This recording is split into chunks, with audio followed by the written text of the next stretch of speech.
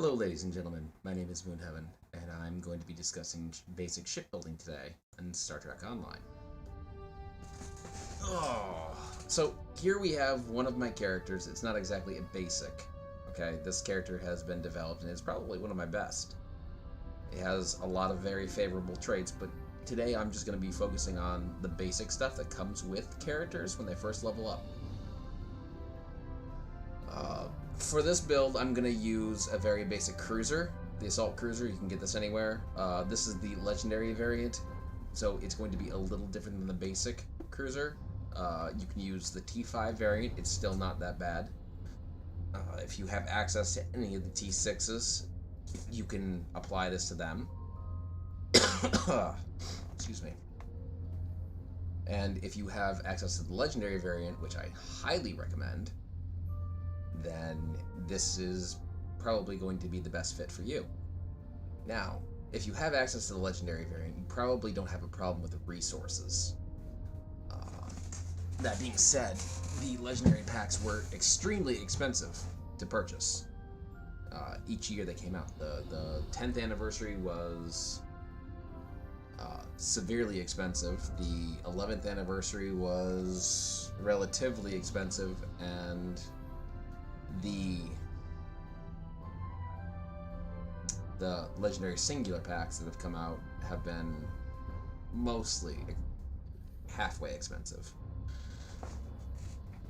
to the point where it costs double what a normal ship would in the C-store if you get it on half off. That being said, these are still some of the best ships you can get your hands on because they have these T6 account traits that you can unlock. This is not the best ship you could be using, for sure. It is a good start platform.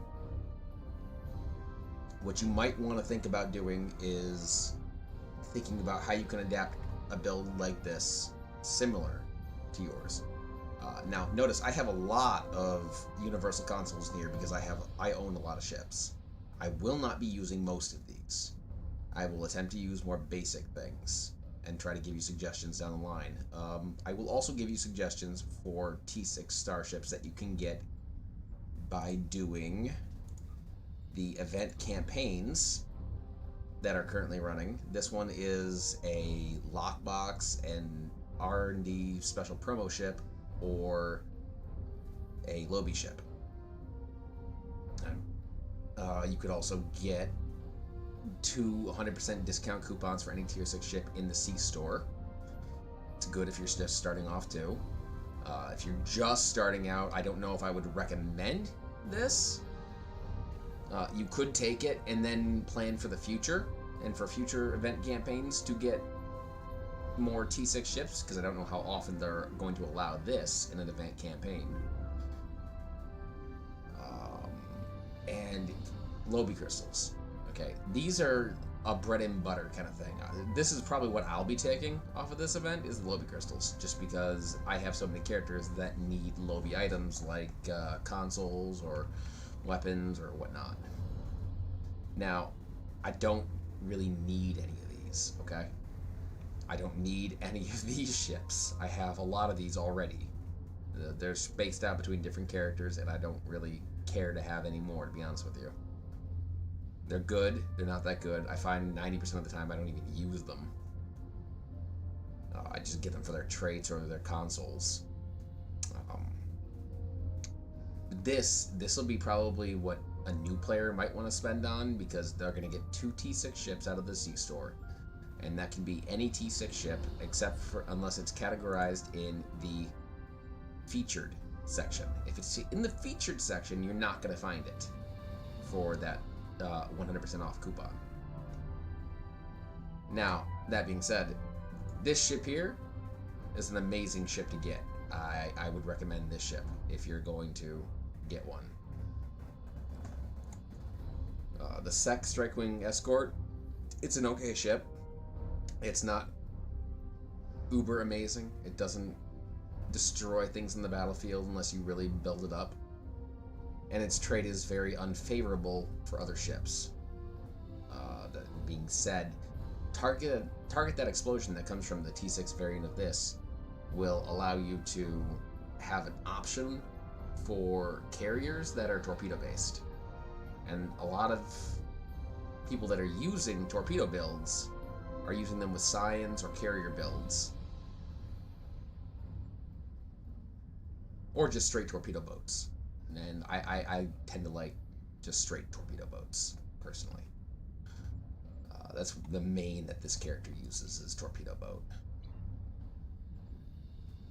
So, here we are, we got the ship. I've loaded it up.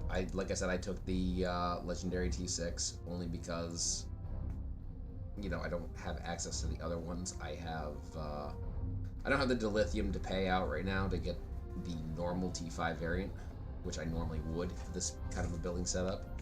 But I've already got this, so it would be a waste of dilithium. Either way, when you get to Rear Admiral, you're gonna get a starship for free. What you pick is going to be dependent on how you build it. You can build any ship any way. You can mix and match to have it just the way you want it. It doesn't have to be uber right away. I suggest, you know, looking at some other guides and some other people to see what they're doing and try to emulate that, but don't just straight copy their builds, okay? Because straight copying of a build is doing you a disservice. It's not teaching you to build your ship. So what I wanted to do is teach you the basics of how I build a ship without actually looking at another person's guide. I've done this for my fleet. I've given them the tips, tricks, and training, and now most of my fleet mates that have followed these tip, tricks, and so on have been able to build up their own ships for relative use DPS. It's not super DPS like the DPSers, but it's enough to get them by in advanced mode content where they're not being a hindrance to their team. Which is all they really want. You know, they just want the elite mark out of something and they don't want to be a hindrance to the team. So, to start off with, we'll look at the weapons on the ship. Weapons are your bread and butter. What you're going to do here is you're going to take a style of weapons, or a flavor. You're going to choose one and build around it. And the reason for this is simple, because the consoles that are going to go down here in your tactical slots, and excuse me because I'll give you an alternative to these in a second, but see, I have plasma damage down here, so I'm going to want to put plasma weapons up here. That way they synergize. So I want things that'll synergize with the plasma. It appears I don't actually have a whole lot of plasma on this character. I must have transferred it all over to my new tune. Well, how about we go to somebody else who's a little more suited to this? My of-board character is very specialized. Let's see. Who would be a good candidate to pick from? We got my new tune over here, who's got more or less the basics, but is a Romulan, so it's going to be a little more of an advanced setup. A lot of people would start out with a human, to be quite honest. And you know what? We'll start with this one. Now, this is my oldest character. Okay, this character is one I created way back before the beta even started, back in the alpha. Yes, I was part of that. When I graduated to the beta, and then, you know, the basic game was different. What is that weapon? Iron, huh? That is a very interesting weapon. I don't think I've ever seen that one. Must be a new one. Alright. So, first off, we need to go select a ship. I have many T5s in this character, actually, so this might actually work out better. Let's see. What's a good ship?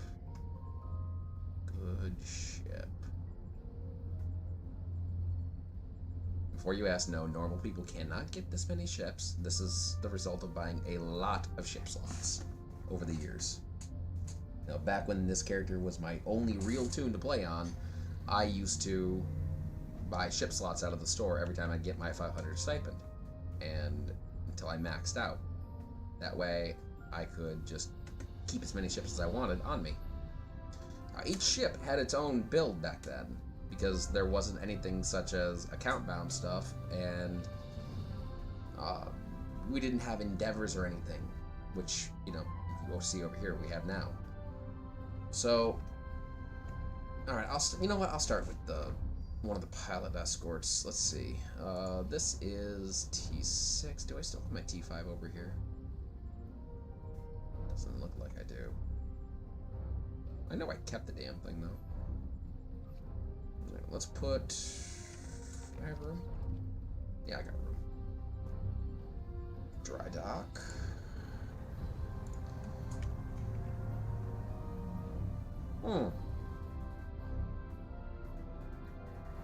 My T5 isn't here. How rare. Oh, what the hell. I opened up a ship slot. T6, legendary. Oh my. Yeah, so, you know, over the years I've also evolved the character to get all the T6s available. You know, I have a good portion of the C-Store unlocked for ships. T5U, T6. Give me a break. Where's one of my T5s I can just customize? I don't have one, do I?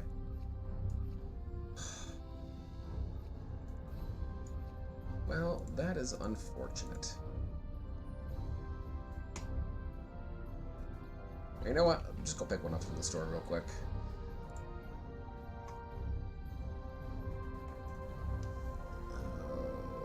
We want filters, because filters help us find things. We want rear admiral lower half, I think. Now these are the basic ships that are going to be available for the first time player. You've got a lot of basic stuff, and you'll be given one for free. So whichever one you pick, you can customize it out just however you want.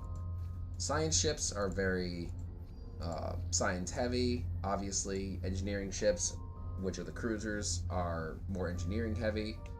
But some are mixtures of engineering and tactical and science and all those other happy horseshit stuff. Alright. Blah, blah, blah, blah. T5U. That's probably is the most basic ship you could get, too.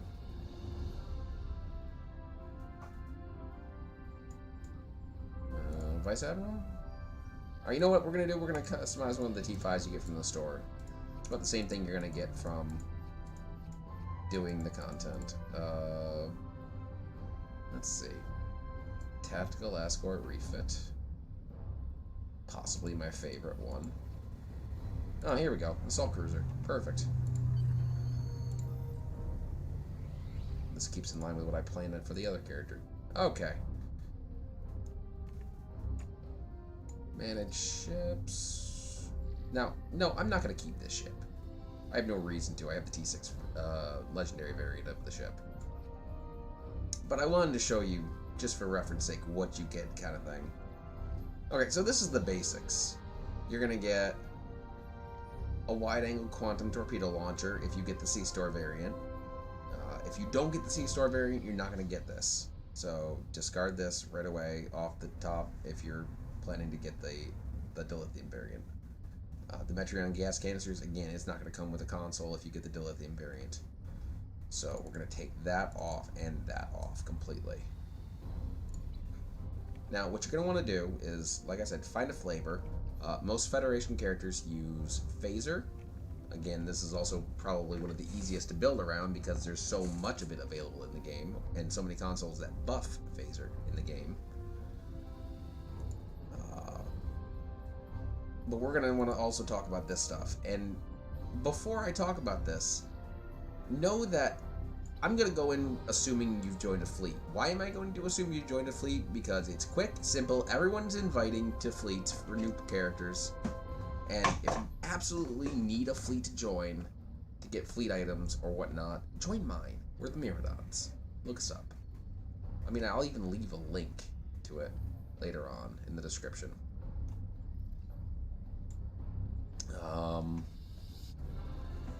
Actually, I can't leave a link. We're in game. That's right. I can leave a link to our Discord. That's only once you join the fleet, so that's kind of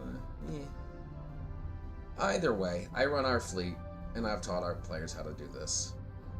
So what we're gonna want is basic stuff, right? We want basic weaponry. So here we have Agony Phasers. These aren't basic by any means, but they're a type of phaser that you can get off the exchange. It's not hard. You can supplement this also with regular phasers. It does work, I promise. Let's see. Basic Anti-Proton arrays. These are going to be the more common one you're going to see.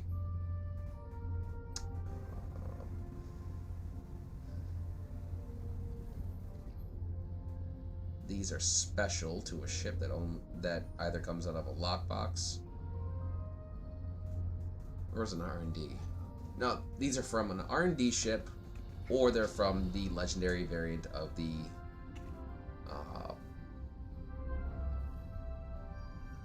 Discovery Enterprise. We call it Disco Ball in my fleet. Yeah, okay, so I'll stick with the Agony Phasers for now, since that's what I'm working with. Like I said, you don't need Agony Phasers, you don't need any kind of special phasers. Just buy a regular phaser off the exchange, or make your own. You know, crafting. That's how you do it. Go up here, go to your R&D, if you're leveled up enough. Beams, you know, level this one up, and you can just make beam arrays. I highly suggest do it the right way. Make it at Mark II. That way you don't have any chance of getting anything other than a purple. And it doesn't even matter what it comes out with. So we confirm, see, purple. Even if I was to use a white officer, even if I had a white officer, it would still be a perfect purple.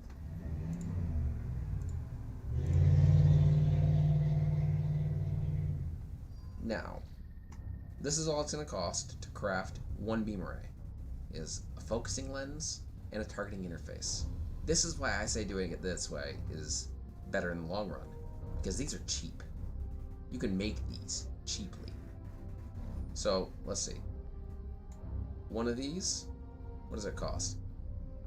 Costs 3 trioniums and 1 hydrazine. These are common materials. Okay. And what was the other one? Focusing lens.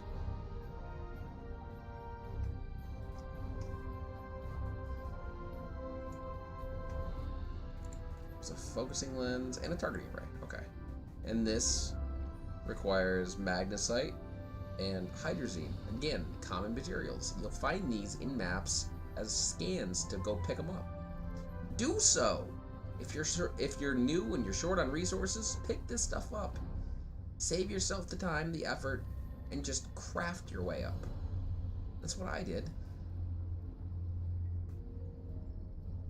Crafted weapons are by far not horrible. They can also get special modifiers on them like overload or spread or snare, shit like that. And it will help you.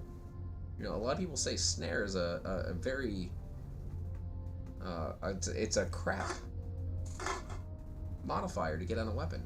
I disagree. I've seen a friend of mine who uses snare, and he's slowing his targets down left and right and causing even more damage to them because he's knocking away their defensive ability. It's not great. Slowing them down does not greatly reduce their defenses completely, but it's enough to actually get a lot of extra damage on them, and that's what we're looking for here. Cheap ways to get extra damage. So, I've got that. I got my ship. If you're froggy enough, you can get a upgrade token off the exchange, which I don't know why you would do this. Really, I don't. Probably shouldn't do this. But you would go here and you'd purchase a Starship upgrade requisition. And see, it's going to cost me 700 Zen. And I'm not going to do it, obviously, since I don't want to do it, and I have a better T6 variant already. But that's how you can get some extra stats out of it, and you'll be able to level a ship from 1 to 4 like any regular tier 6 ship, and get its special stats unlocked down there at the bottom. So it gives you extra stats by doing it. It's worth it on free ships. If you have a ship that you're planning to use for a very long time, something you're really going to be invested in trying to raise, you can do that to a T5 and it's not going to hurt. Eventually, you're going to want to invest in tier 6 ships. I highly suggest doing so. So, we're going to start off with placing beam arrays. Why did we place beam arrays? Because they'll cover 260 degrees of motion around your ship. And that's what we're going to want. So I'm putting them all on my ship. You want them at least purple quality. It's not going to hurt. Ultra rare just gives you extra stats. And from here, you only need the 6 beam arrays on a cruiser, okay? You could put a torpedo and a mine. You could put 2 torpedoes. You could put 2 more beam arrays. You could put a dual beam bank and a beam array. You could put a dual beam bank and a 360 to get extra forward firepower. But know that when you do that, you're going to drain more power from your weapon subsystems, unless you have a way to divert power from other systems, or to lessen the impact of that weapon. So what I'm going to do here is I'm just going to, for the hell of it, I'm going to throw the Quantum Phase Torpedo, and I'm going to throw the Quantum Phase Beam Array, because those are 2 free mission beam arrays that you can use for any ship, okay? This can go on any ship, and that will help increase your phaser damage. Also, you get the 2-piece bonus from it, which gives you 15 accuracy rating, which a lot of people downsize accuracy its importance. It is very important. Doubles potency of quantum phase weapon at shield drain. So every time you're hitting with that quantum phase weapon, either the weapon or the torpedo, you're causing a drain to the shields of your opponent. And it might be small at first. This doubles that. Okay, good. That's extra damage right there. Doubles potency of quantum phase high yield torpedo shield heal. Okay. Using this, you want to have a high yield on your ship, just by that phrase alone. It's going to help you. The quantum destabilizing beam, you don't need this. But it doesn't hurt. I'm promising. As a matter of fact, what we're going to do is we're actually going to take this and move it up to the top, because we want our we want that in the front weapons. Okay? Now, I've already placed beam arrays down here, but other things you could do if you're using phaser weapons, again, let's see, where'd you go? I know I've got you somewhere. I don't know if I've got you on this tune, though.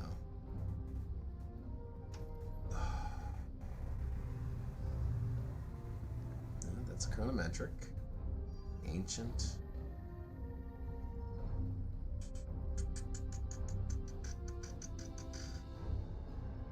Anti-Proton. Anti-Proton. Ooh, well, this needs to go in my account bank. I didn't know he had one of those. Anywho, you get the point there. Other things you can get for this, I would say get the Trilithium Omni 360 degree beam bank from one of the missions and put it in the rear there.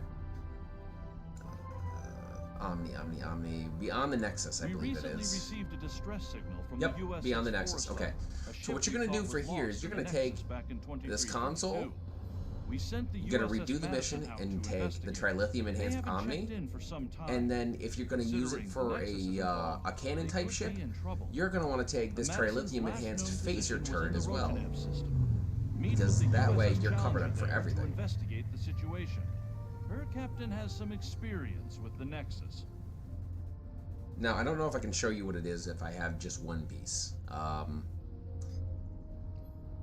Basically, it buffs your phasers your phaser damage. It will buff your hull resistances. It will also give you the 2-piece bonus by having those at least 2 pieces of this on, called speed tweaks. It makes your weapon haste faster, which means your firing cycle goes faster, which means more damage output. At least that's how I interpret it. Whether it actually is the case or not depends on how fast the weapon fires too. If you have something, say, like a cannon, those speed tweaks that's just an extra volley right there. And if you have something like beam arrays, you might get 1 or 2 extra beam attacks out of it per volley. These are not bad. So I don't have it on this character specifically because he doesn't use phaser that often. I don't even know why he has the Agony Phasers. I think it was just to get some damage type one day. Oh, that being said, that's that. So I closed it. I want this closed. Oh, that's right. It's on my active ship. There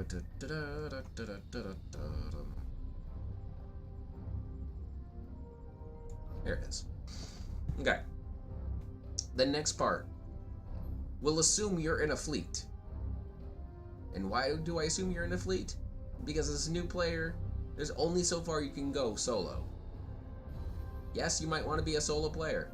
Join a solo player fleet where you don't have to interact with anybody or whatnot. Or if you want to be solo, do it on your own time, but join a fleet. Trust me, representing a fleet is a good thing for both you and the fleet. You get resources that you get to put into your fleet. Put into these projects here. Alright. So we're going back at this. I don't know what just happened. It definitely wasn't my connection to the internet, I'll tell you that much. I'm still streaming here. Or, no, I'm not. Apparently this skipped out. Oh. Well, okay. New stream. Hello, welcome to the stream. My name is MoonHeaven.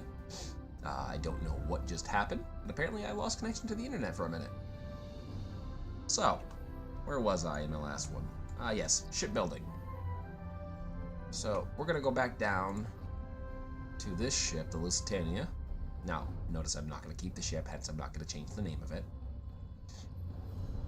But we were talking about joining a fleet and the benefits of doing so. One of them is you can get access to things like this.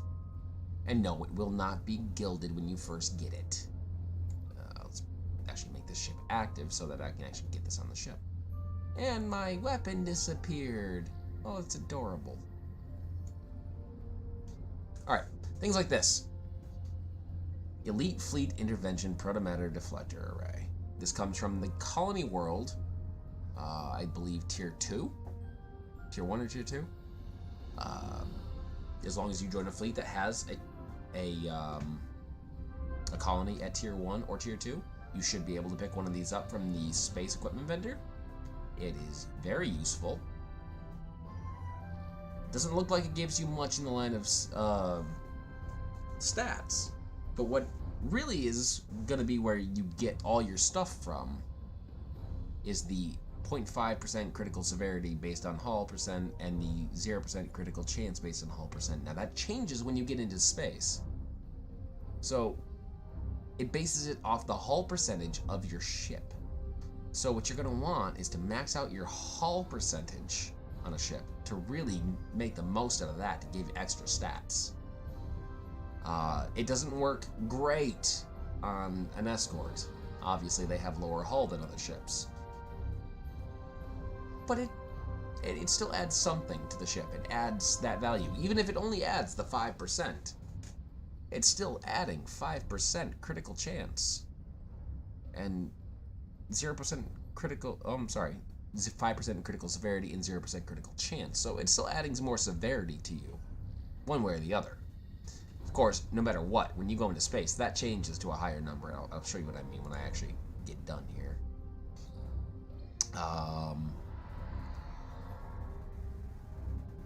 People call it the meta nowadays, but the prevailing innervated impulse engines. Unless you're used to speed and being able to handle your ship and know exactly how you want your ship to interact with things, don't use this engine. If you can't handle the speed, it's not going to do you any good. That being said, I love speed. I started flying in this game on an escort, okay? So I'm used to going very, very, very, very, very fast.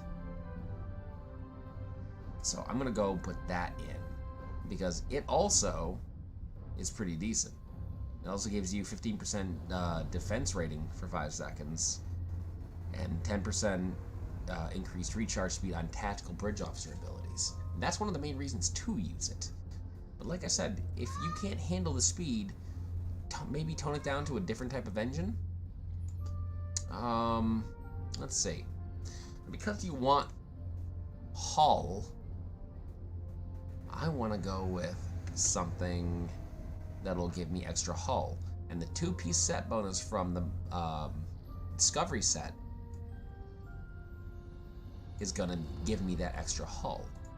Plus, the shields are going to give me a little extra ability that your weapon attacks cause enemy shields to recover 10%. I'm sorry, shields to receive 10% increased damage for 10 seconds. Now, that's an awesome little ability right there, and it's on the shields. I don't even have to do anything. It's given to me.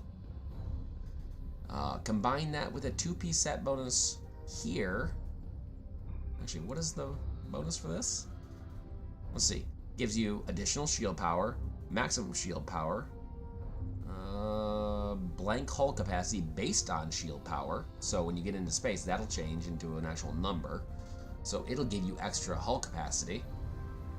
That doesn't hurt, right? Especially if you're going with something like this and you need extra hull capacity for this. Slipstream speed, slipstream turn rate, reduce cooldown on transwarp drive, slipstream drive recharges. I'm sorry. Add 7.5% of your shield power to your weapon power. So what you want is you really want to get some high shield power on this thing. Alright? This is going to be for cruisers more specifically than it is for anything else. But I still use this 2-piece set bonus on escorts. I don't use it so much on science ships. But that's because I use entirely different sets on science ships. But this, for escorts and cruisers, this is a really good set. And I'll tell you why, because this set makes a little escort very, very tanky. And you want the survivability as an escort, I'm telling you. Especially if you want that extra crit bonus out of this. Alright, that being said, a lot of people are not going to have access to this right away. How do you get access to this? You go and do your reputations. You make sure you do Discovery Legends. You get that up to tier 5. For the shields, anyways. You can get the warp core at tier 2. So you can get that at tier 2 and start using that immediately.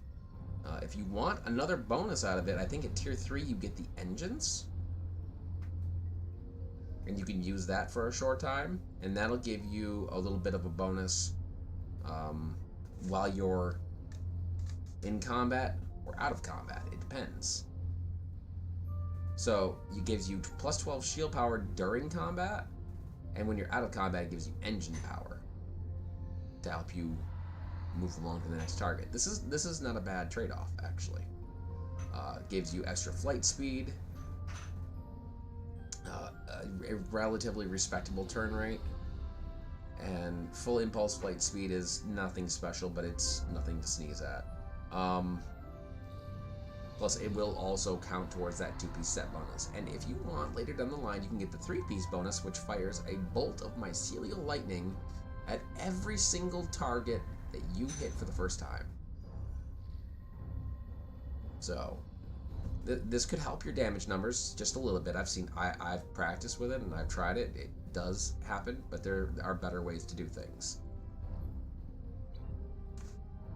Now, why did we choose that way? Well, we don't need the mycelial lightning, and this is gonna help us get tactical cooldowns a little faster, as well as give us that little burst of extra speed that we need while getting into combat, or getting around between combats. That way we don't have to rely just solely on our, what's it called, evasive maneuvers or emergency power to engines to reset evasive maneuvers and the speed. So this is going to help in moving us around the map as well. You might want to slow down when you're in actual combat, like maybe half speed or something, till you get used to that, and then move yourself up more. Devices. You're not going to have a lot of devices at the start. As you progress through the game, you're going to get a whole bunch of extra devices that you can slot in. Let's see here. Energy amplifiers. These are craftable, okay? The energy weapons tree, I believe it was. These are craftable there. Beams.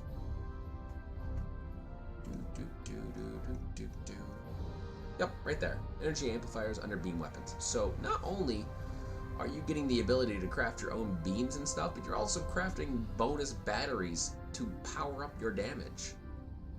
When these take an uncommon and a common, all right?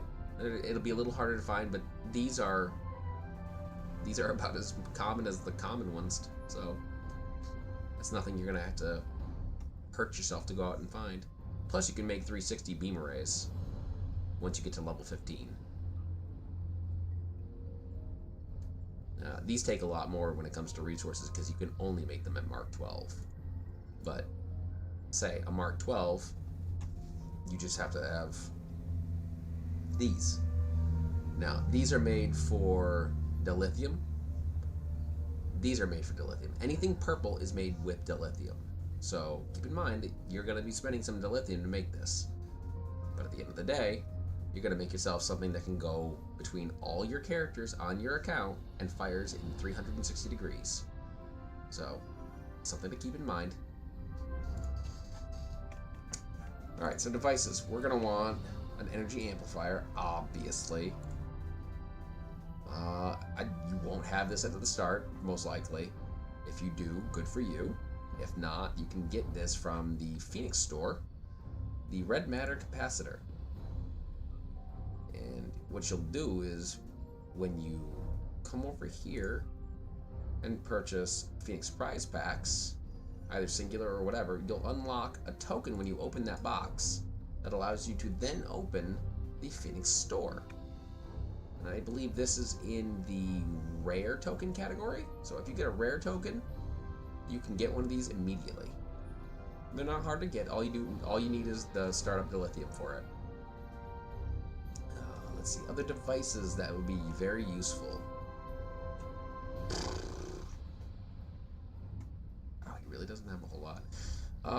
The Temporal Negotiator. This came from the Temporal Recruit, so I don't know how many people are going to have access to this, but it never hurts to have an extra cooldown method for your skills.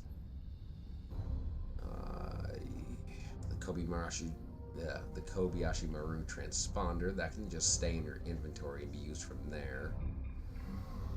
If you do DOF missions, you can pick up devices like turrets, or you can get subspace field modulators from doing a mission chain. Which one was this? Spectres? I think it was.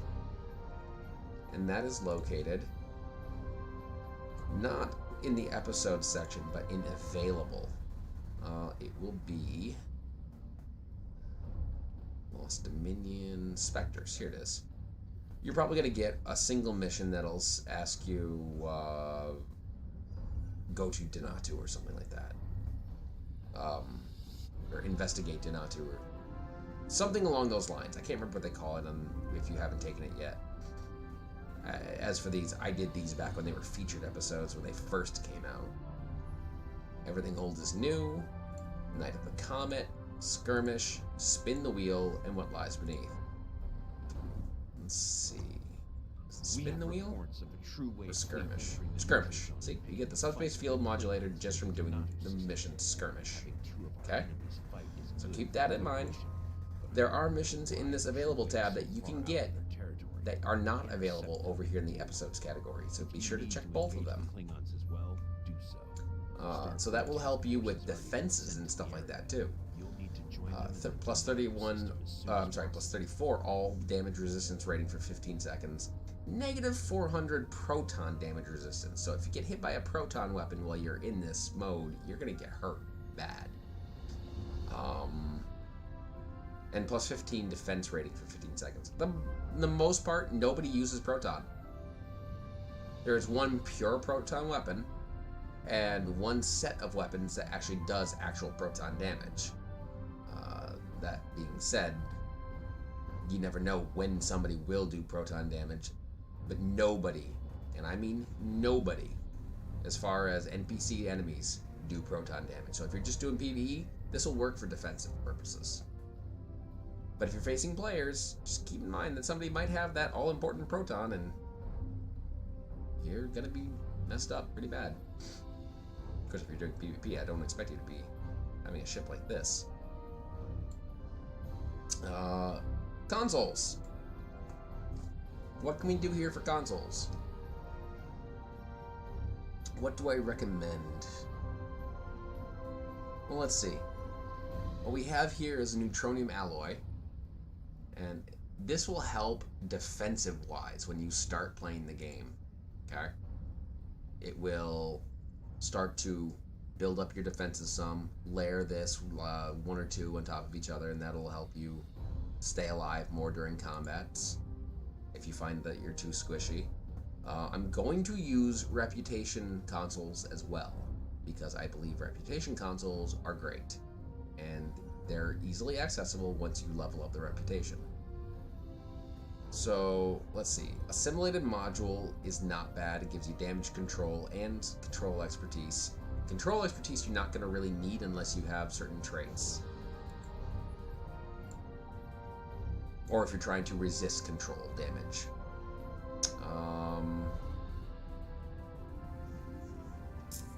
Do I have anything up in these golds that is still just a normal reputation console? I don't think so.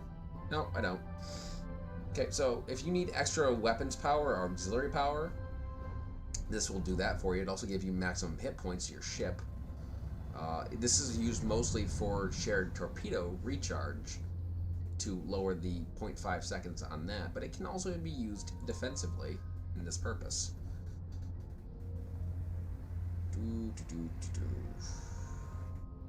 The Polaric Modulator gives you extra flight speed and turn rate, as well as helps with your slipstream speed if you're actually using slipstream to get around. It adds 7.5 of your weapon power to your engine power as bonus power as well. If you need to move stuff around, that's not bad. But if you have a big bulky ship, the main reason to use this would be the +5 inertia. Because inertia is a pain in the butt to deal with. Especially on larger vessels that just don't turn. Now, what does that mean? If you go full speed at something and then say make a turn, what you're going to see is it's going to slowly turn. But if you overturn it, you're going to see the ship start to drift. Okay? And when that ship, when the ship starts to drift, that's what we call inertia. And that's going to apply to the ship. So that'll make your ship a little easier to control through the turns if it's a very large vessel. The Bioneural Gel Pack. This gives shield capacity plus 2.3 power to all subsystems and a 7% cooldown reduction on bridge officer abilities. Hello. That's not even a question. And let's see, science skills. Or science consoles, I'm sorry. Here comes that quantum phase converter from that quantum phase set we put on earlier. 22.5% phaser damage, extra auxiliary power, a little extra drain added to that, plus hot restart automatically removes auxiliary power disabled conditions. It's not too bad, especially if you're worried about auxiliary anything. Plus it makes the 3-piece bonus of this set so you're able to use the quantum destabilizing beam. Is it that great? No. But it's another useful ability. Now, what am I looking for here? I'm looking for a little console that I know I should have. Don't seem to.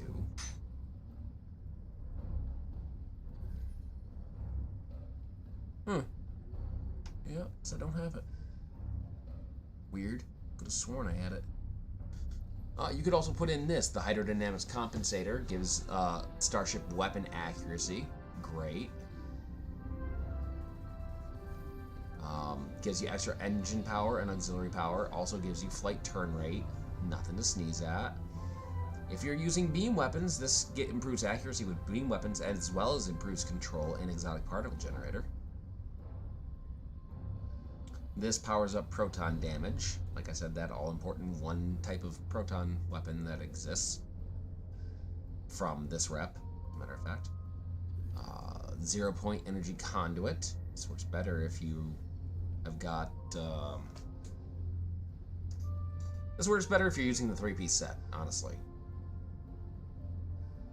But again, nothing I can sneeze at. It gives +2 extra critical chance, doesn't hurt. Extra drain expertise. Helps with the quantum beam drain. +2 to all subsystems. Again, not bad. But what I would go for would be the sustained radiant field, because this gives +20% bonus to all outgoing hull heals, a 10% bonus to all weapon damage, and 20% bonus to all shield heals. That all goes to you too. So this is a nice little ability right there. Tactical consoles. If you're not using this, then you are missing out. Because if you leveled up your Discovery to Tier 5, everybody should have this. Everybody. There's no reason not to. Shield penetration, 135. Okay? Shields no longer matter. When you take shields out of the equation, the damage done to enemy vessels goes a lot higher. Plus it gives you more critical chance, more weapon power, which never hurts.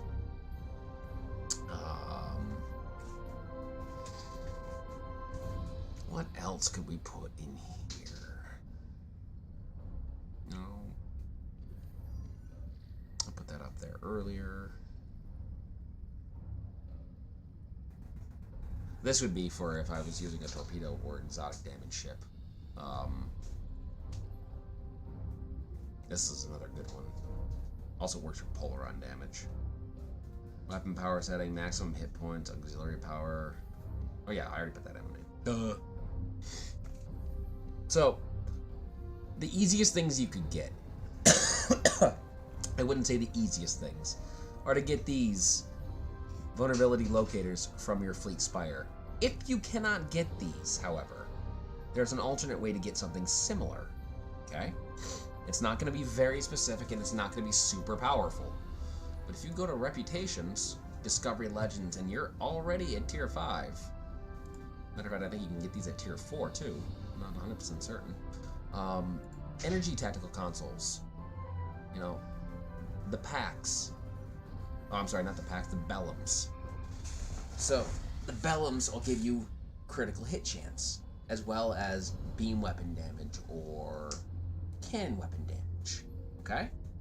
That's really useful. Or if you're looking for torpedo weapon damage, you can get the same thing for those.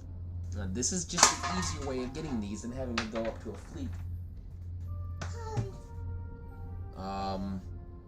You could also stack these and use these instead of having to go get other consoles. An RCS Accelerator will help your turn rate. Not too bad. Give you extra hull capacity. Okay, that works. Now let's see. If you want to really increase your critical chance, which I really tell you to do, get that out of your mouth. Hup, hup. Go downstairs. Go see Mama. My lovely daughter coming to give her 2 cents. So we have support science consoles as well, inertial dampers and particle generators. I don't suggest using these. Use the ones from your fleet spire, or not this spire, the research lab, if you can do it. If you don't have a fleet, again, what's wrong with you? Why not? They're useful. If you just don't have any fleet marks, you can use these as like a stopgap measure. But these are what I am suggesting in relation to the other ones, because the other ones are fairly expensive. Cost 50,000 fleet points, and I do believe it was 25,000 dilithium per each console at the research, not the research, the Spire. Okay, moving on. So that's why I haven't put any of those in. I could have, should have, and I probably would have. But I'm looking to see if there's anything I can really push out of here yet that is just useful. It doesn't look like I'm going to find that much for tactical. Also, a side note when building your ships, always fill your tactical slots with tactical consoles. In this case, I only have AP and Phaser. Okay, so 1, 2. Doesn't look like it's going to do much to your ship. The crit chance doesn't add up to a whole lot extra, but every bit of crit chance you get adds together and becomes more crit chance for your ship. So let's take this into space and take a look at it, okay? And then I'll show you some other things, because I can't do much to this ship while I'm in the ground, because you can know when you transfer from ground to space now, if you set things to your ship like traits and whatnot, and your reputations and their traits and whatnot, DOFs, even skills to your ship, a lot of the time it'll be reset the moment you go into space to what the game thinks is the best. Okay, that's why I don't do that until I get to space with the ship. Alright, so here we're looking at the actual bonuses. Look at those resists across the board. I mean, that's basic console stuff, okay? This is nothing special. Nothing. Nothing from any other ships, nothing from traits or anything. Oh, there might be traits. Oh yeah, there's probably traits, actually. So let's just take all the traits away, except for the normal everyday ones that everybody can get. Because I hadn't done that yet. Don't ask me why. Or, no, I want innocuous. Thank you. I don't want inspirational leader. That one, and then... If there's any trait I can suggest that you get, it would be Fragment of AI Tech. Okay? This is a really good skill. With the amount of control I have on my ship right now, it gives a plus 17.5% energy weapon damage based on my control expertise. Maxes out at 30% at 300 control.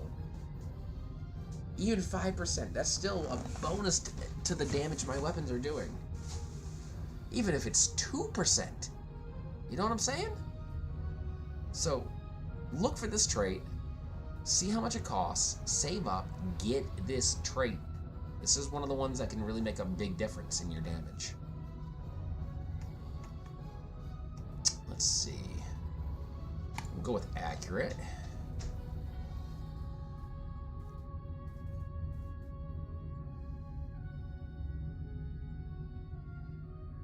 Beam training, because that's the normal one.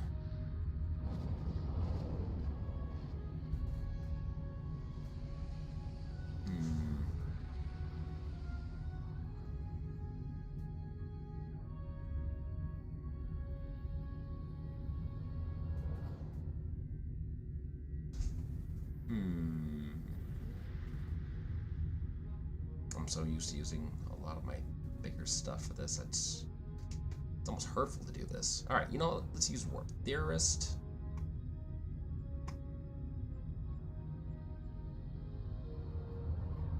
Techie, because we want that hull regen, and it's standard.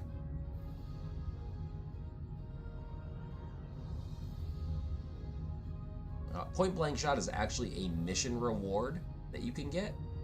So I could include this, I'm not going to.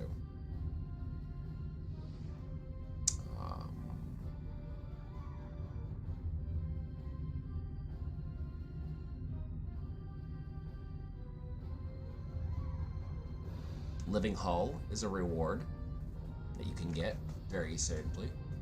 Or no, Living Hull is a different one. That's not a reward item.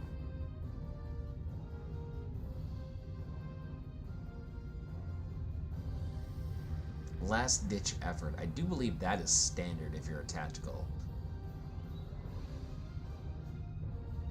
So I'm going to put that in. Better ones could be put in, but this is a good start for resistances too.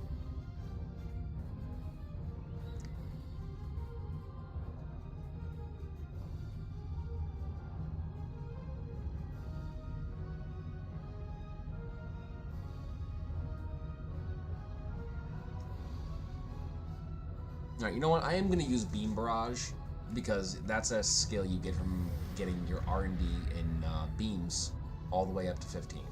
So that is a standard one you can get your hands on pretty easily. As far as Starship Traits go, these are horrid.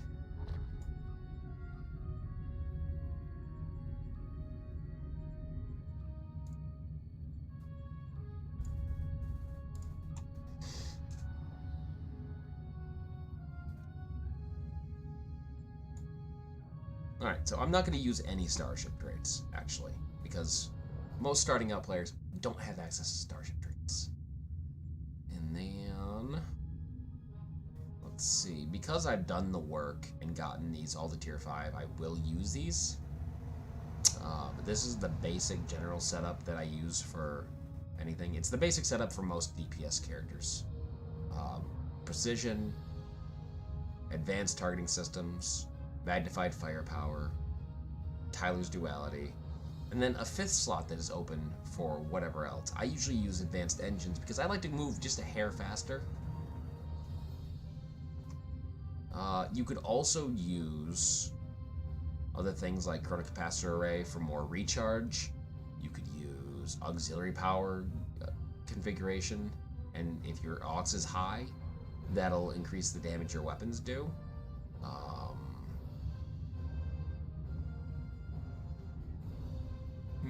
Other good ones. Energy Refrequencer heals your hull when dealing damage. Enhanced Armor Penetration is probably the most normal one that most DPSers used to use. Enhanced Rending Shots will have a stacking crit that'll start going to your weapons until you crit, and then reset. Fortified Hull if you want more hull. And actually, since we are trying on a cruiser for more hull for that extra crit, I feel like that's not a horrible idea right now.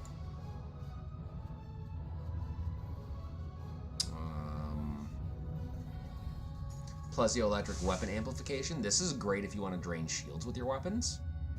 Radiant Detonation Matrix, and that does an AoE damage to opponents using your weapons. Reactive Ship Repairs doesn't hurt, it gives you a self-heal. However, it's only on critical hit, so kind of gotta get lucky to get that one used. And the rest, mostly stuff I wouldn't even touch with a 10-foot pole. Alright. So, I'm not gonna take any Starship Traits. We'll show you just how effective this is versus that later.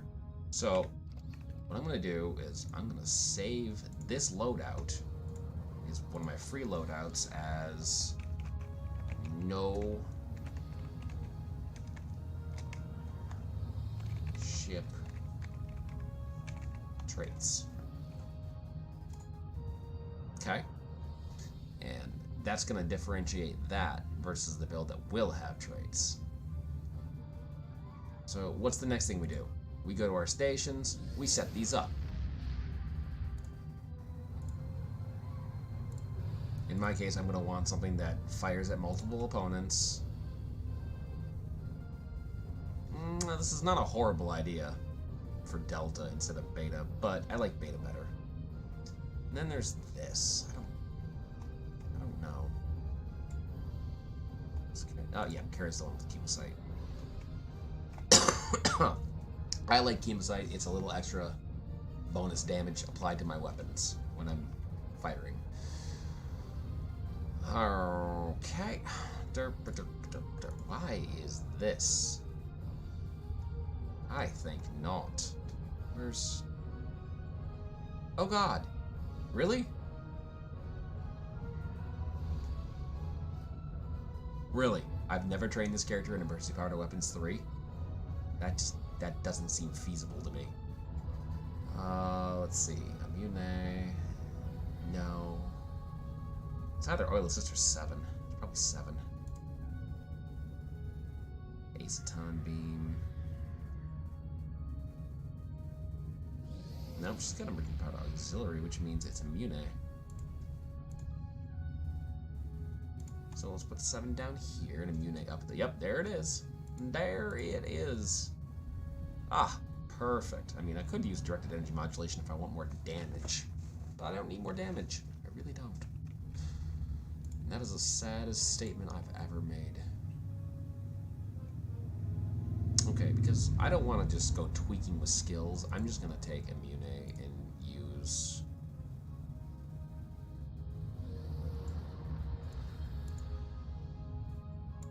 There we go. And I'm just going to... Alright, looks like I get extra damage. Wonderful. I'm going to put Engineering Team there as an extra heal. Then these two here... Now, you're wondering why I have auxiliary power to the emergency battery. Because at the very damn minimum, I think everybody should be using a Nox to Bat setup. Why? Does a shit ton more damage. I'll show you what I mean in a minute. Active space. Alright. Recharge, recharge, recharge. Attack pattern beta. Evasive maneuvers. Okay, this guy you can get from the R&D boxes as a reward. I believe, again, it's a rare. If not, it's a very rare. Get this guy. He's going to help you out so much when it comes to mobility. Attack pattern beta. This is a Delta pack character. So you get him if you get the Delta pack. Other things you could use would be like a crit chance or something else. Something that just doesn't interfere with cooldown or doesn't have to pertain to cooldown, because your cooldown is going to be managed by these three right here. At least for me. If you want to not do this, you don't have to. You can always use a photonic officer setup, and that will help with your cooldown immensely.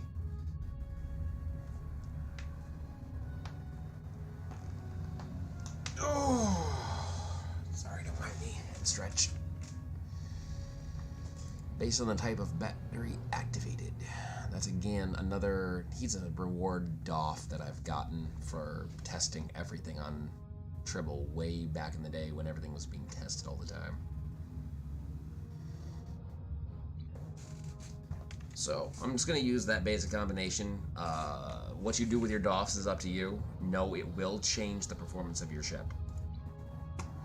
So let's set this up. First thing to do is set up your power levels where you're going to want them. I want a weapon mode. And so we have bonuses to when we have shields at high power, right? So we want shields.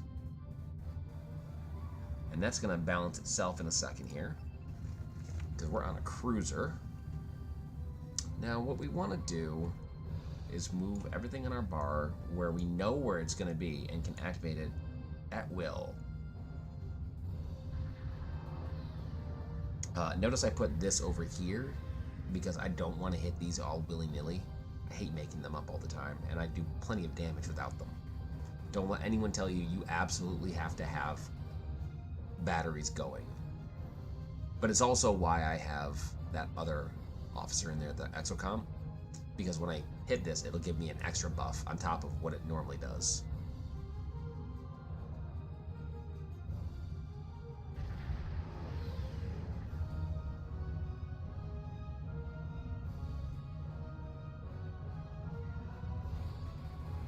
Don't know why it's telling me all that, actually.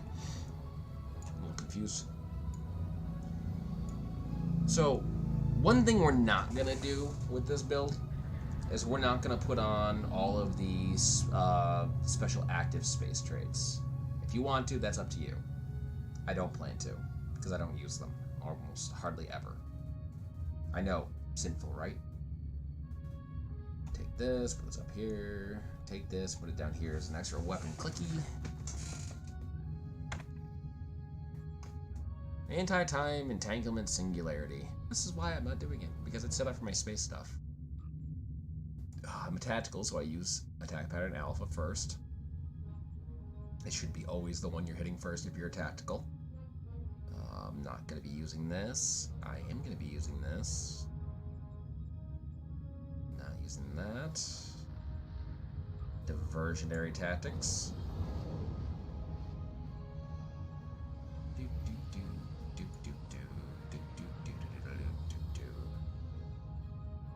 Ah. Complete support.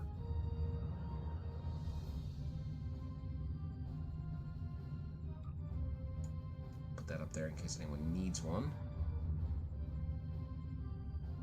Singularity manipulation. No, I'm not using science right now, so that's pointless. Ramming speed. Relocate mines. Notice I put that up on the bar in case I actually use mines.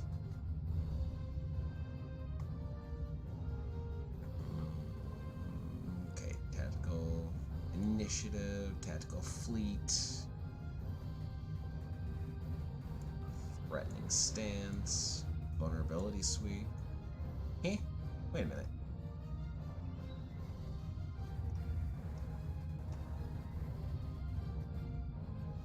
There it is. Oh, right, I'm not using the skill that makes... right. So that's going to be not a buff, but a resistance buff in this case. Right. That's right, because I took that skill off. I'd highly recommend one of the main skills you get when you're a tactical, one of the main traits that you can buy for yourself is a good day to die. Do so. I consider it important because it changes this defensive only buff into an actual all the time full on buff. All right, so let's put this in here. That changes my entire tray setup too. Oof.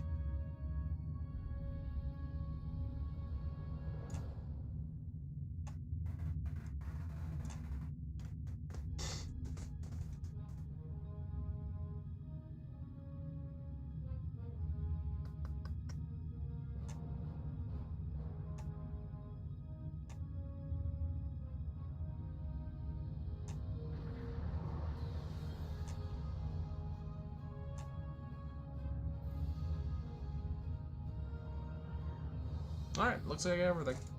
I'm not used to my tray being that empty. My god. I mean, no special consoles. The tray is really empty. So what we're going to do now, we're going to move the ship away from anyone else so we're not getting any buffs from anybody else. And we're going to actually look at its stats while it's flying. So remember, this is just a little T5 ship. Okay? Keep that in mind. Oh, first thing we're going to do actually is save this loadout to no ship traits. And I'll pull that down and this off to the side, just a hair so we can see the ship. Alright, now stats. 68,963 hull. It's low, but it's not too shabby. 11,000 shields, again, low but not too shabby. The resists are beautiful for here, you know, for only having one real defensive console on the ship. Accuracy rating is a bit low, if you ask me. Crit chance, though, I mean, look at that. I've done nothing special. You've seen it. And there it is. Crit chance of 29.8% and crit severity of 135. Oh, I am getting a phone call from my fleet mate. I will actually talk to you all in just a moment. Hello. Nothing. So I'm just streaming. what I need to do is slow the ship down, put that to a stop, go over here, click on the side while it's on the intermission screen. Yes, I'm doing the basics of how to build a ship. I actually took a fucking T5. I took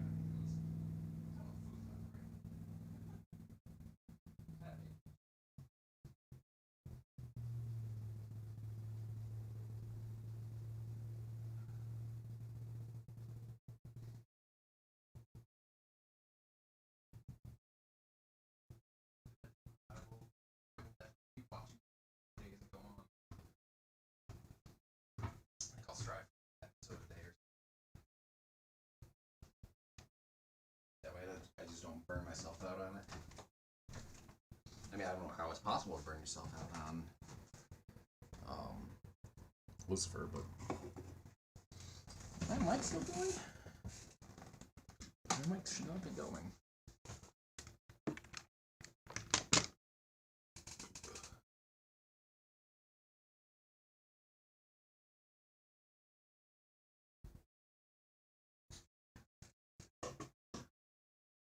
Right.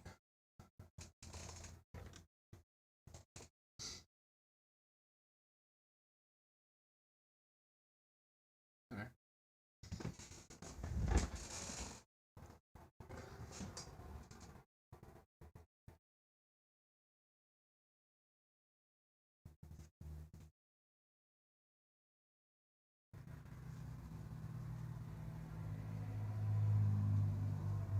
Nice. Right on. Alright, well, I'm going to go back to this. Yep. Alright. Yeah, I'll talk to you. Bye.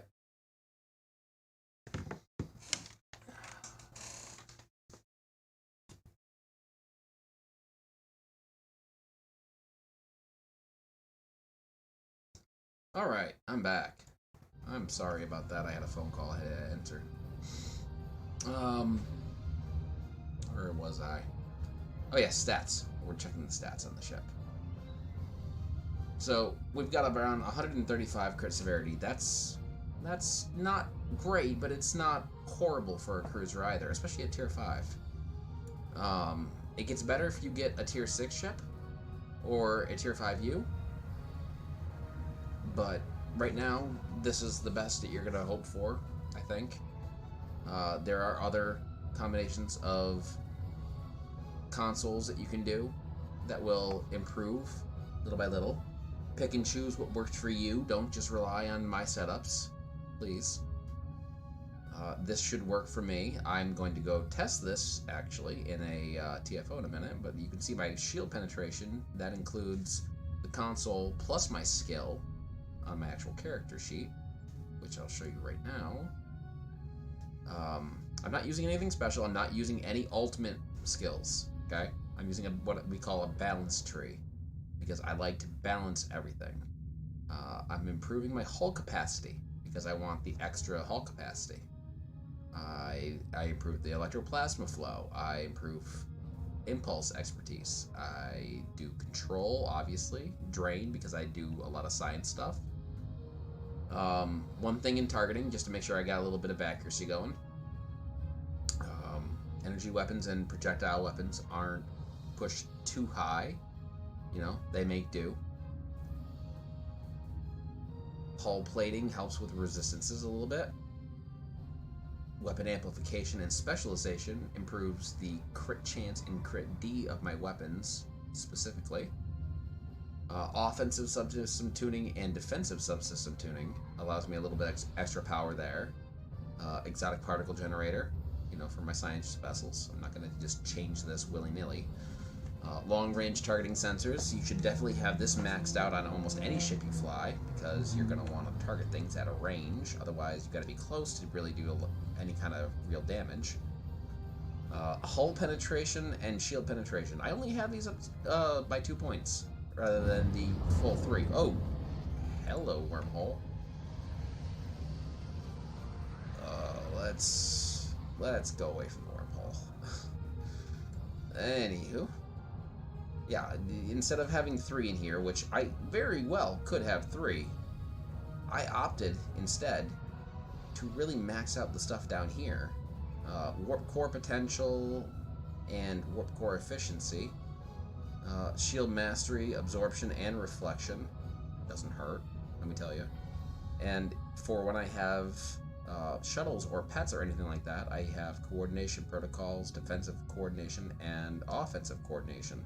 And that's just going to help everything overall. As far as these go, my skills are battery expertise, because I'm using a lot in batteries. Sector space travel speed, because who the hell cares about transwarp cooldown. Threat control, because I really don't do a whole lot with hangars all the time. And when I do, I still want less threat going out. versus everything else, so that doesn't hurt. Maximum hull capacity, again, because I'm trying to max that out as best I can. Maximum shield capacity, because, yeah, more shields, more hull equal more survivable and absorbable damage. Projectile critical chance, because critical chance is very important on weapons, because you want to be able to crit. Energy critical chance as well. And we have control resistance, because I like to resist gravity wells and things like that. As I find myself under the effects of a tractor beam or a gravity well very, very bloody often. And usually I'm an escort, so, you know, it's a little different. As far as my specializations go, Strategist is probably the #1 to get all the way up to 15 as your specialization starts off, and then as you get more points later on, you can put them into Temporal Operative for if you're going to be using Science, Miracle Worker if you want a lot of survivability, Intelligence Officer if you want a lot of damage, which I'm just going to activate here just to show you how that works. And that's my primary. Command Officer if you want something else. I hit the edge of the map. Great. Constable is more of a single target kind of thing. Commando is something that we use for ground skills. It is a ground secondary specialization. So if you want to be good at ground, I recommend Commando as a good one. If you really want to go heavy on the ground, the two best I can suggest for you are going to be Miracle Worker and Command Officer and Commando. Those are the two best I can suggest for ground stuff. Intelligence Officer, yes, you can use this on the ground. You're going to do more damage, but Pilot is a straight space skill kind of thing. I maxed this out back when I used escorts a lot and was using the pilot escorts. Let me tell you, it's very fun, but really serves no huge purpose other than if you want to do loopy-loops. Temporal Operative, again, is a science specialization, more or less, because it gives you extra exotic particle generator and kit performance. So on the ground, you can get extra kit performance out of it. Not too shabby on the ground. But the basic best overall for any kind of normal DPS anything is Intelligence Officer, and that's why you'll see many people who are doing DPS use Intelligence Officer. Now, what I'm going to do is I'm going to go take this into a patrol on normal, just so I can show you what it's like. Let's see.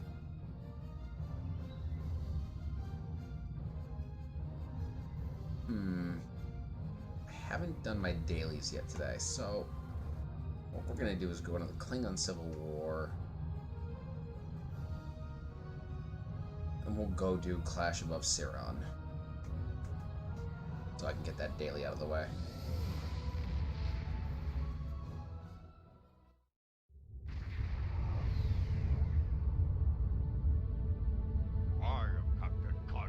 Blah, blah, blah, blah, blah, blah, blah. Alright, I'm going to activate the weapons, because the command system efficiency is going to be your best friend for a cruiser, especially if you're firing a lot of weapons, or you're trying for DPS. I'm just going to fly at normal speed up to them, no reason to rush it. They're going to come in after you heal the first ship. I'm going to repair the battle cruiser because it's going to be able to resist the most damage.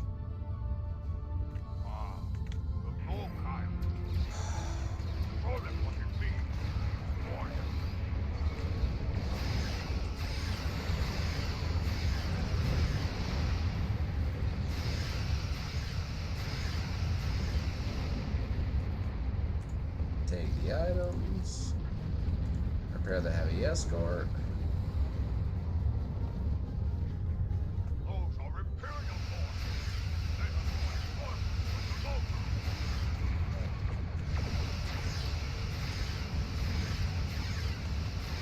See what I'm saying here? I have just gone and I have just destroyed that ship very easily. It's not like it was that hard. And TFOs go about as easily as that. The enemies are a little tougher because you got 5 people in there. And you gotta work as a team. Come and see these words.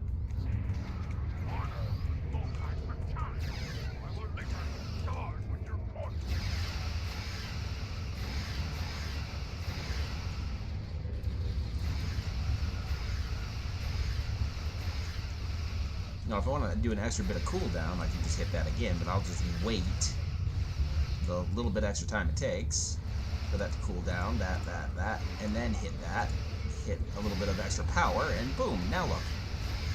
Things are dying quickly. Mokai are a little tougher, so you don't just want to go and have it. You don't want to just try to hit like a truck at first because they use intel powers. So I'll go take care of the first battle cruiser here. And the second battle cruiser.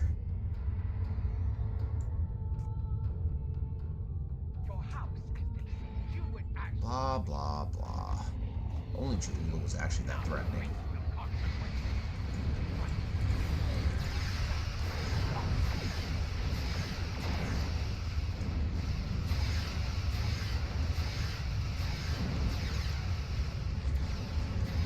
And look, I'm actually getting hurt. So we want to heal. Oh! Yeah, maybe the Klingon stuff was not the brightest pick for a ship like this. It's going to get, you're going to get hurt by the intel abilities pretty heavily, especially on a T5 ship. But don't fret. Even on normal, it's not that bad. All you gotta do is get up there and just, you gotta get around the bops, basically. Once you're on the opposite side of the bops, you should be able to take them out relatively easily.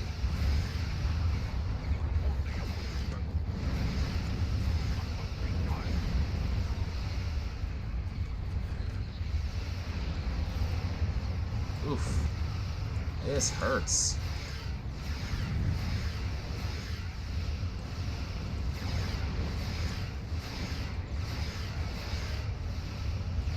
And see how I'm using that for an extra bit of cooldown?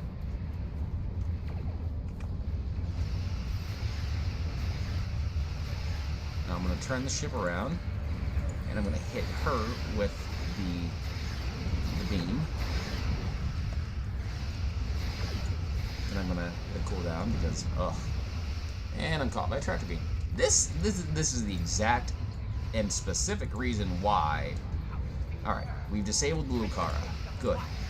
That's the main objective of this.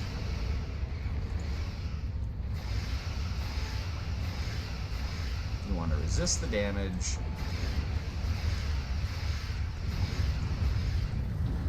Boom. Look at that. All done. We had 1 death. Ooh. Normally I wouldn't even have that if I had my special consoles. But like I said, I'm trying to show you that it's not that hard even without them. Yes, you're going to take a death. It is not that horrible of a thing. I'm going to take fleet marks because I don't need anything in this character.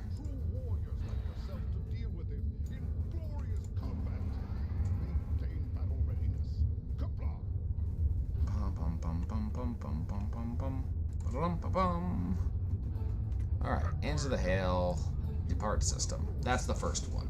Alright, I got 2 of these.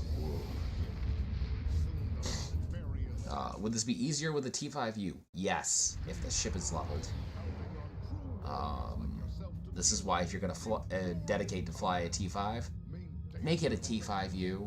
And hell, because we have X tokens available now for free, for the most part, you could T5U and then X the ship.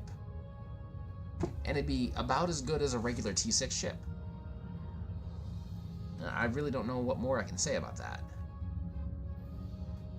Alright, Alright, so the next thing I have to do is go do one more. We just done Clash above Ciron. Strike at Sita? Really?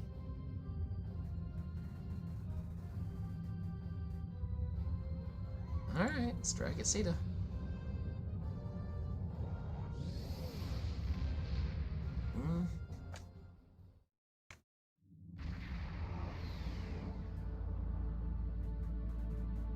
Those Starfleet ships won't last much longer against that Mokai force.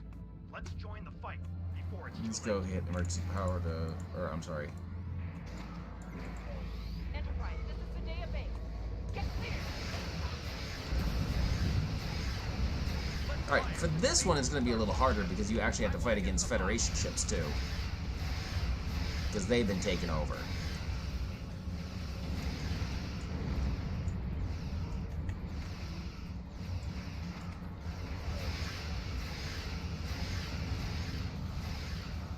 And basically you just fly around and broadside with a cruiser. This is the easiest way to do this. So what we're going to do now is we're going to go rescue these ships by resetting their systems, since we've disabled them. I've heard from the captains of those Starfleet ships that attacked us. It's not good news. It appears the Mokai infected their computer cores with a virus. To their systems, friends became foes. Let's help them clear the virus from their systems and get them back into the fight. I have a feeling. This is Commando. That's Blah, not the blah, happening. blah. Those ships are all Here they come. Hello. And they're locked and loaded. They're best of Star They came out of nowhere, right on top of us too. They start. No, you want to hit as many buffs as possible. Those are rebels from other Klingon houses.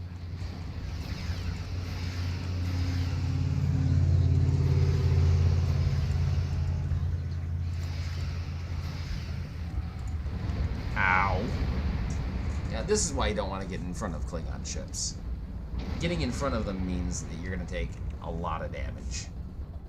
Because if they get behind you, those birds of prey, they do tons of damage. And the Vorcha battlecruisers are basically destruction experts.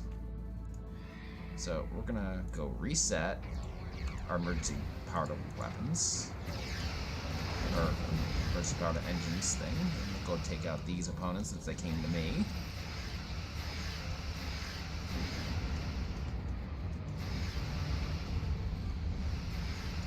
The Negvar. Don't get in front of the Negvar.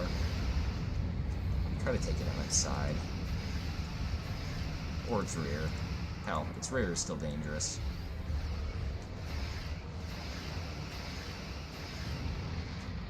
See what I'm saying here? Now I'm gonna go speed my way up here. More virus-controlled ships. Let's hope we get some of those ships clear before more enemies come in for the kill.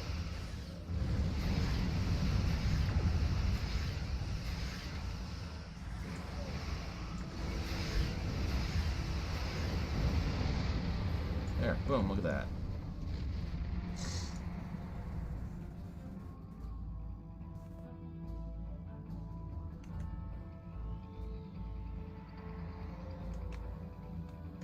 Repairing. Hit full impulse to get down here real quick.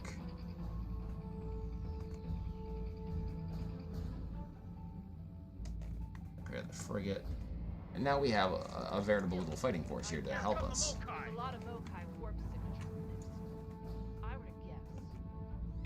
All of those ships are hot shots.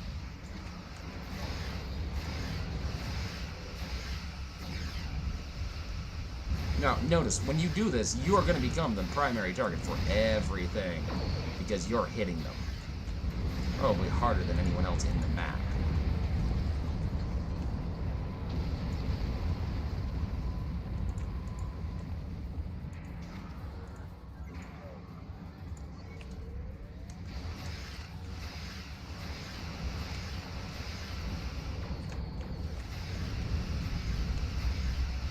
Yes, I will make use of my reverse to slow down just a hair.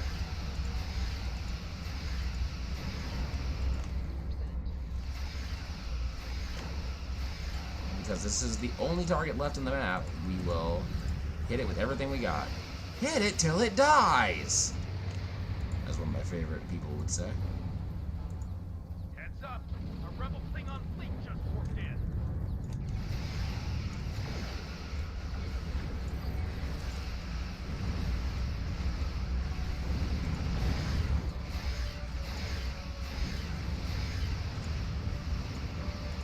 Proactively heal here. Because that Moku was gonna hurt when it hit me.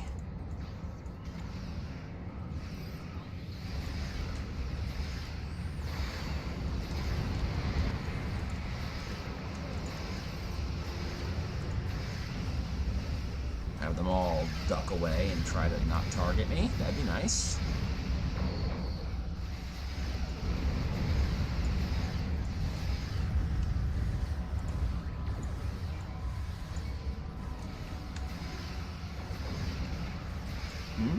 Oh, tractor beam. And this is why I hate tractor beams.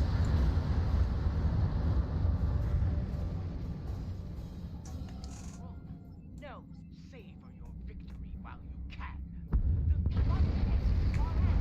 And we lost the star base. Yay! I mean, boo.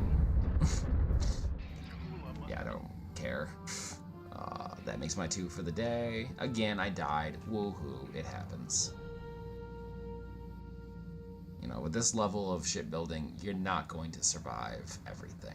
I'm sorry. If you want better survivability, you really are going to have to start putting a lot more money into the game. Or find some way to get ships. Because like I said, I don't have any space traits, or I don't have any Starship traits in this ship, remember? Now, without Starship traits, that's how well it did. Right, it wasn't great damage, but it was enough to get by. Now watch what happens when I add space traits. Or rather, Starship traits. So let's see, what do I want for this? Some of the best traits can be found everywhere. I want emergency weapon cycle. Definitely. Entwined tactical matrices doesn't hurt.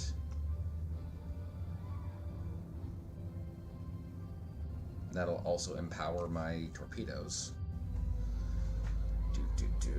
Let's see. Improved critical systems? Yeah, why not? Overpowered and overgunned. I could take plot armor. Yeah, plot armor.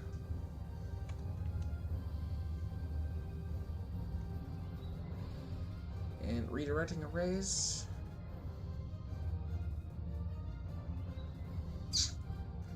Yeah, redirecting arrays. Oh, right. Let's take out this one. I am going to keep the plot armor because I want a little bit more defensive ability. So, redirecting arrays. Alright. Now, I'm going to save this loadout to a new loadout shop.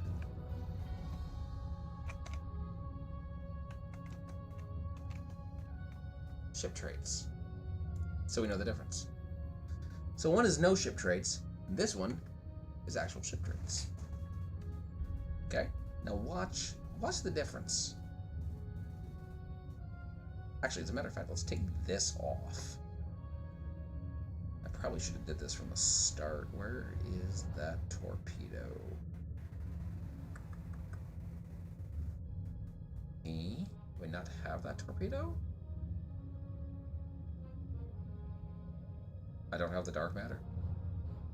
I don't have a dark matter. Are you kidding? Well, let's go change that real quick.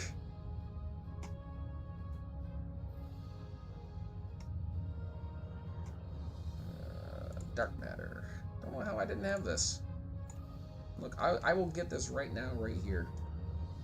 Oh, right. Dilithium and energy credits. I don't have those in this character. Give me a second, because I want to show you just how much this will change the build. Because I really think that this this one thing will surprise just how much your build actually can do. So, let's go over here. And it'll also help me to showcase how you can transfer dilithium between your characters. Okay, Kiana Asteroid Field. And I want to go to Deep Space 9.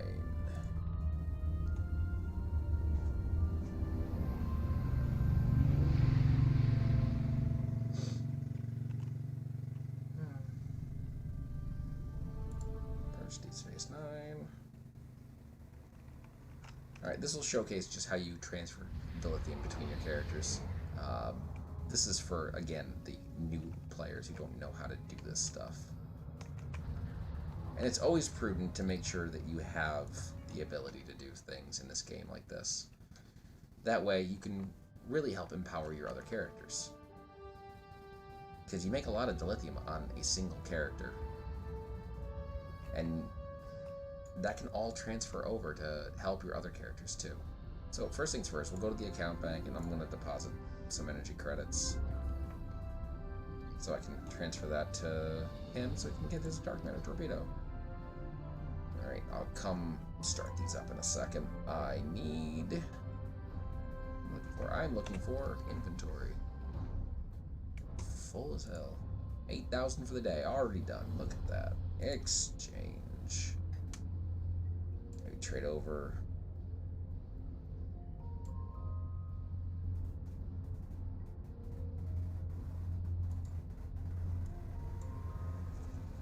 Trade over 100,000 in case there's anything else I want. Do that, you cancel the offer real quick, and then it gets put in this little exchange balance that you can then take out from on any character. And now you can mess around with the settings on the buy for list, the price to exchange it for. Lower is better on the initial exchange for Zen. But you can go higher, all the way up through 100, and it'll still be relatively safe for a few seconds at least. That way you can just go cancel it quickly. Note there is some risk that if somebody is selling for that price, that you will end up purchasing it, which is why you always want to go for the lowest possible, because most people won't do that. Okay. Oh, I have dilithium. Go to the exchange. Look at that. Withdraw 100,000.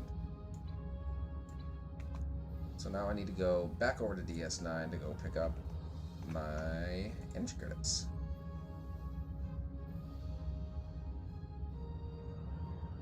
And I can't figure out for the life of me why I didn't have this torpedo. I could have sworn I did. And it's one of the staples of all of my builds, especially if I'm using the what do you call it? This thing, Lorca's custom console. If I'm using that, usually I use the torpedo as the 2-piece bonus on that.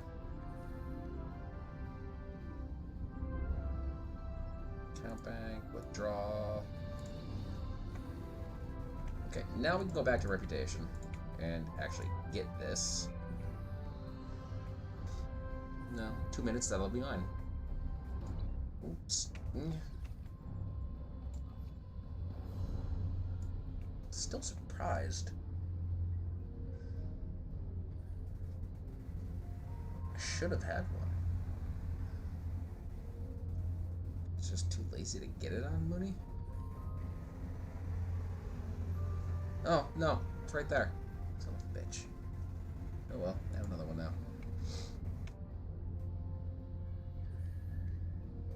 The Dark Matter Quantum Torpedo. 2-piece bonus with Lorca console.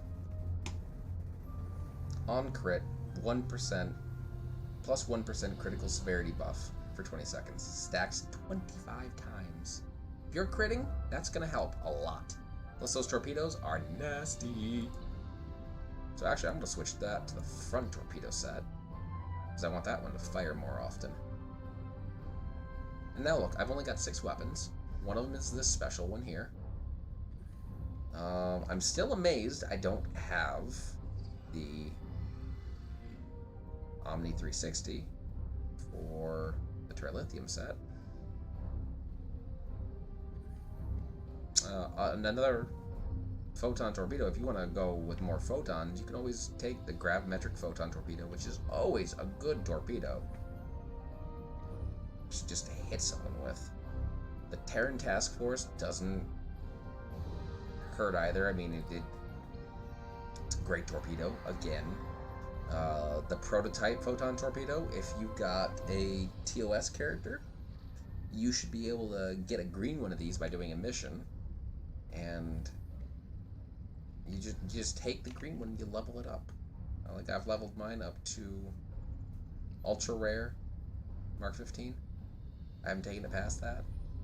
It's worth it. If you get the ship I have right here from the C-Store, the T5 variant or any of the T6 variants, they come with these wide-angle quantum torpedo launchers. So you could make a quantum torpedo torpedo boat.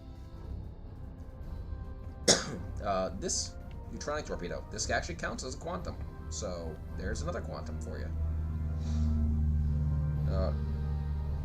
Quantum and photon boat are probably the two most common that I've seen. Transphasic is only until you can get to the point where you can build something else normally. And plasma is... it used to be one of the best. Now, not so much, but it's okay. It's okay. If you can hit with these things with their high yield, then they're not too terrible. Another good photon torpedo, the biomolecular photon torpedo. You know, this is just like the standard in building between these different types of ships. I'll show you what I mean after I'm done, but this is all I really wanted. Or, I'm sorry, the dark matter. So, watch what happens with the dark matter. Oh, might as well go claim the other one. I just waste. Okay, let's go back up to space. Now you're going to see two different things. The performance of the ship is going to increase drastically, and those dark matters are going to just add up like crazy. Okay, so we want that there. Good. Now we want to save this to ship traits so that we don't have any problems later on. Let's go check the actual traits, make sure it didn't change anything. Okay, good. Good, good, good, good. Alright. Now notice I didn't use any active space traits in the last one. Oh, by the way, my speed. 35. Okay, that's not too terrible. The turn rate is still crap, but it can be upped more if you want to make yourself. Let me show this to you now. Engineering? Yes, engineering. You can make yourself a Conductive Rcs Accelerator. Okay, these are special items that you can make. They come at Mark 12, very rare or ultra rare. I highly suggest the ultra rare is the best one you can get, so you want to get your skill to make it up as high as possible before you make it, and you can only make it at level 15 plus. And then if you have catalysts, you want to use as many purple or blue catalysts as you possibly can to really max out the chance of getting that ultra rare. Once you get that ultra rare, it'll have an extra ability on it, like plus turn, plus all resistance, plus weapon power, stuff like that. I personally like the extra turn because it gives me a flatline 50% turn rate for turning. So let's go do one more, and I will continue the patrols with the Klingon Civil War just to kind of push the point. Trouble over Terra. That's a good one.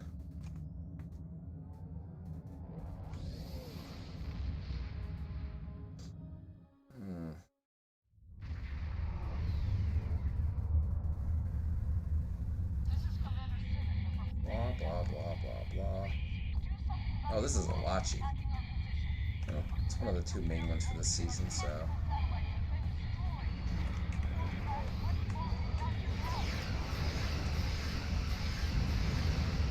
Did anyone see the difference? Did anybody see the difference? Now, I realize there wasn't any larger ships in there, and you'll see them soon enough. Promise. It sounds like you have experience with this sort of thing. Oh, Do experience. what you need to do. I've Yeah. got my hands on keeping this I've got experience, alright. More than 11 years in this game. Well, it might even be 12 at this point. Watch your rift.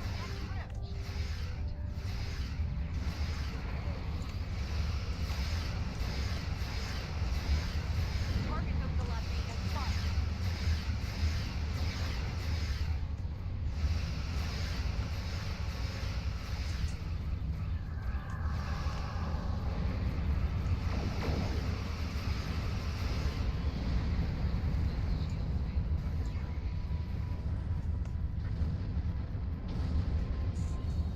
Now, if you want a little more maneuverability instead of and sacrifice the weapon energy proficiency, you can also go with strategic maneuvering too. Gives you a little bit better inertia as well as flight speed. Something's wrong. Warships on intercept course. They're coming from the rift.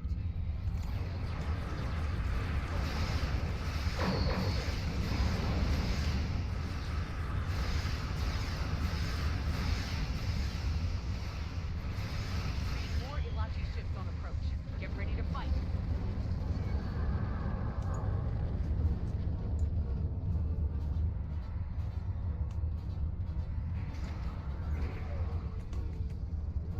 Come on. Hold your fire. Hostile Ilachi. Yeah. We got the point. You're wasting my weapons time. Let's go. My ship will be vulnerable to attack. Ugh.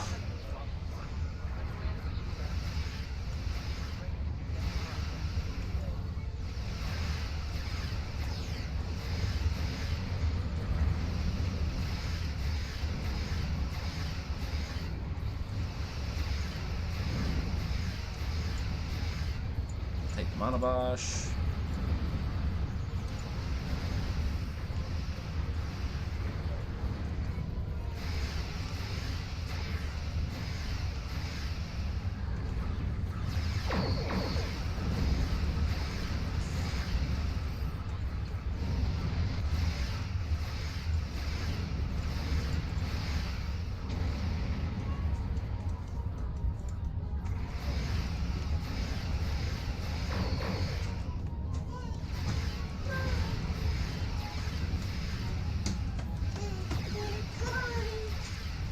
So does anybody else see the difference here? Mommy, Dad, Oh, calling. thank you, dearie. My daughter brought me a coin. I feel special.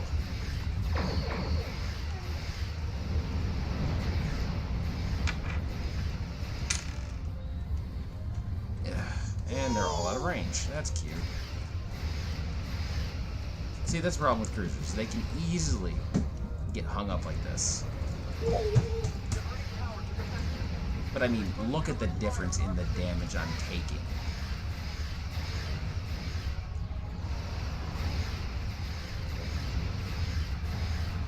Okay? Way less damage. Even though everything is targeting me.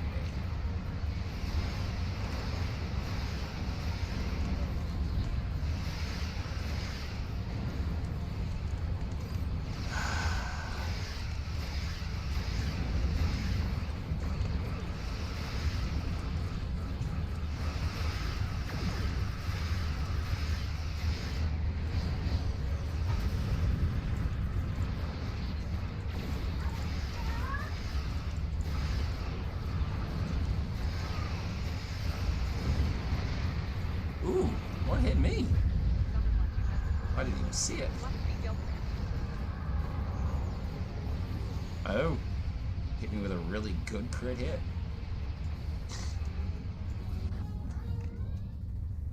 Okay, this time let's try engines. Because I'm totally sick of this already. This thing handles like a turd in space.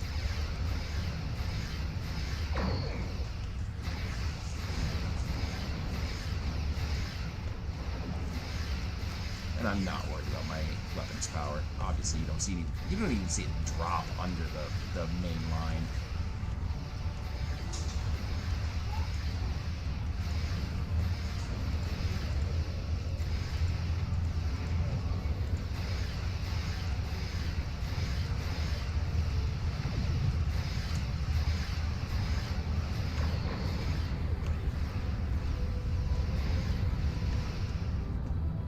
All right. Well, that's the easy way to get through this. Hmm?